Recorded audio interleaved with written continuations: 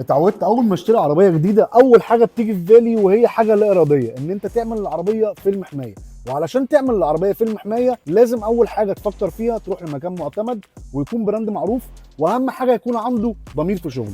تعال اقول لك بقى انا عملت إيه في عربيتي الجديده، وهي الزيكر 7 اكس، من اقوى العربيات في مصر، وهي قوتها 640 حصان. يلا بينا.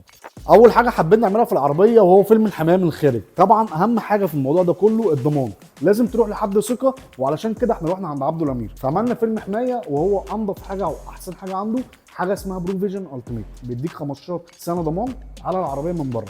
وحاجه كمان مهمه ان انت اي حكه واي حاجه بتعملها في العربيه، اي مشكله حصلت في العربيه انت بتروح عندهم بتشيل وتغير ببلاش.